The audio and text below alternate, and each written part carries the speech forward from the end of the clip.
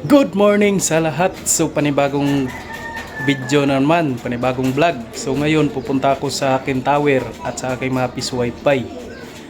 At siyempre, pakita ko muna itong setup ko dito sa bahay. Yan. Palagi ko itong pinapakita sa inyo, itong setup ko. Yan, naka media converter at ginagamitan natin ng switch hub. So ngayon, samahan niyo ako, punta tayo doon sa aking tower. Tara, let's go. So ngayon, nandito na ako sa tower. Yan, nakikita nyo guys. Yan, ito yung tower ko dito sa bundok. Nasa tuktok tayo ng bundok. Ito pala yung setup ko dito sa aking tower. Maliit lang na box, lagayan ng mga POE injector at nandun yung sa itaas yung antena natin, dalawang antena, light beam at saka lap GPS. At yung source ng internet natin ang galing doon sa ibaba, mga 4 kilometer ang layo papunta dito sa ating tower.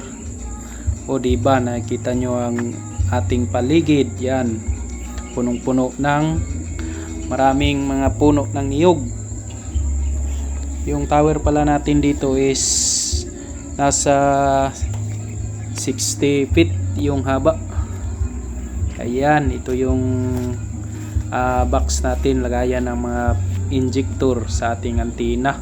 Ito pala yung setup ko, naka POE, naka switch hub, gamit ang dalawang POE injector, yung Ginto at ngayon mag-screen record tayo at subukan natin i-speed test kung malakas ba ang kuha ng signal natin dito sa ating tower.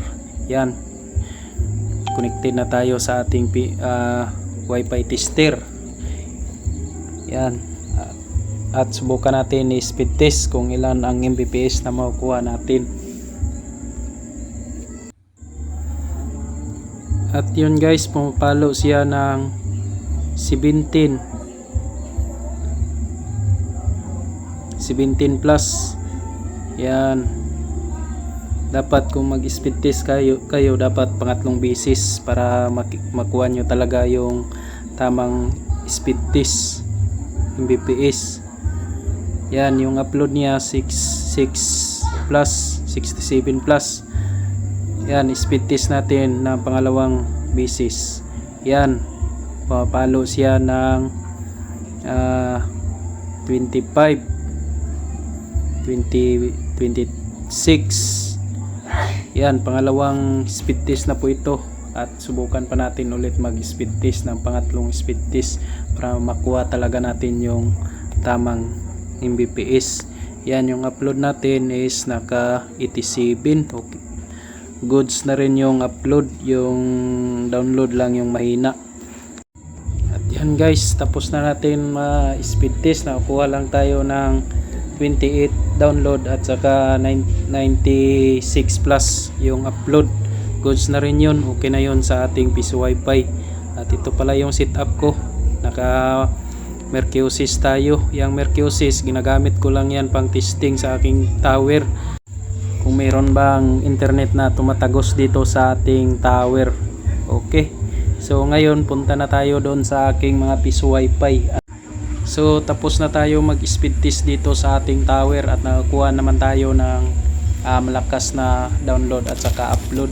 So ngayon punta na tayo doon sa ating piso wifi para matingnan natin kung okay pa ba ang ating mga piso wifi. Ito pala yung tower ko dito, di ba, napakaganda. Yan, tara guys, samahan nyo ako, punta na tayo doon sa ating mga piso wifi. Yan, ito pala yung sasakyan ko, yung motor ko. Palagi kong kasama sa tuwing magbubukas ako sa aking piso wifi at pupunta dito sa aking tower dito sa bundok. Yan, kita nyo ang mga palibot. Yan, puno ng mga puno ng niyog, maraming puno ng niyog. So ito pala yung ngayon, nandito na ako sa aking piso wifi. Yan, ang kagandahan dito, ang sa harapan is eskwelahan at tamang tama may pasok na ngayon So ito pala yung Peace Wi-Fi ko dito, nasa labas lang ng bahay. Yung harapan is eskwelahan. Yan. So kagandahan dito, marami na kaming mga Peace Wi-Fi dito, pero patibayan na lang ng setup. Kung sino yung matibay na setup, yun ang magtatagal. So yan, ito yung bahay na pinagkabitan ko ng Peace Wi-Fi.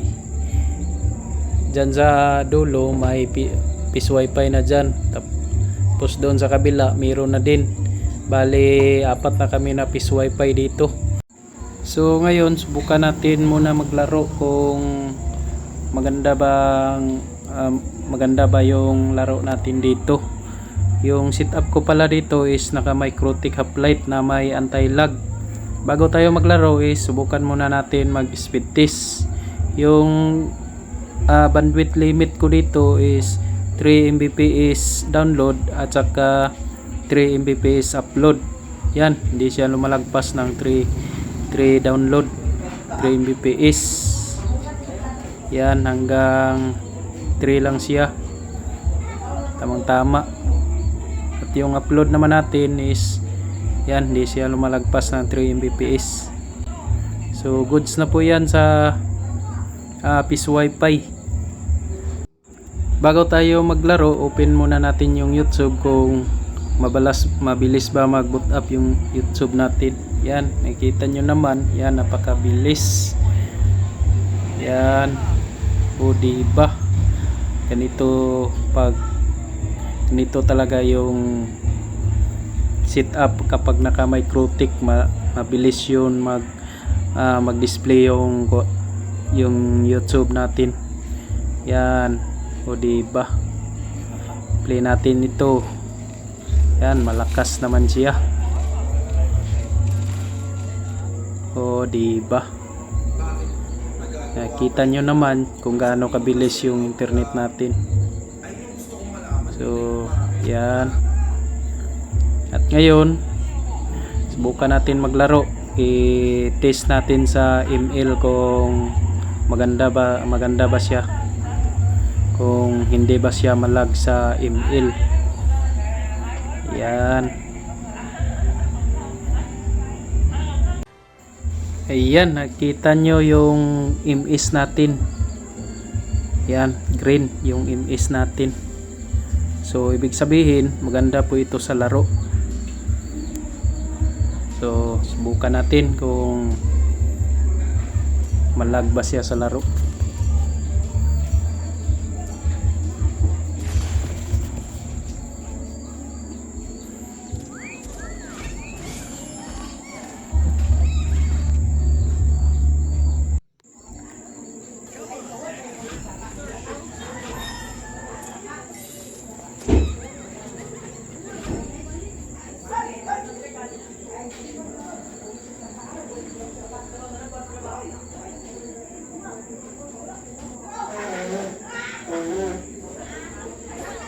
So yan, nakikita nyo dyan sa itaas, yan, green yung MS natin. So ibig sabihin maganda ito sa laro. Ganyan talaga kapag naka MikroTik half light, mayroong bandwidth control. Kahit mayroong mag-play ng YouTube, nag-browsing, yung laro natin ay hindi mapakialaman. Kaya separate yung browsing, separate yung gaming. Kaya ito yung nangyari sa atin. Yan, smooth talaga yung paglalaro natin kasi hindi tayo nakakaranas ng lag. Ganyan talaga kapag naka MikroTik tayo na mayroong anti-lag. Kaya ganito yung nangyari, walang lag sa laro. So yan, nakita nyo naman sa itaas, green pa rin, walang pagbabago. So yan, diba, ganito talaga, iba talaga kapag naka MikroTik. Sino ba tong kalaban ko? Si Moskob. Hindi ako makalapit. Yan. Yung mga kasama ko, wala na. Namamatay na sila yung mga kasama ko. Sakit talaga ni Moskob. Yan. Patay. Patay. Patay na. So yun, hindi ko na lang tinuloy yung laro kasi matagalan pa tayo. So nakita nyo naman yung MS natin is walang pagbabago. Maganda talaga siya sa laro. So ayun, nandito ako ngayon sa pangalawa kong piece wifi. Yan. Kita nyo dito sa harapan, may palaruan ng basketballan. Ito pala yung bahay na pinaglagyan ko ng piece wifi. So hanggang dito lang aking video. Maraming salamat sa panonood. Thank you.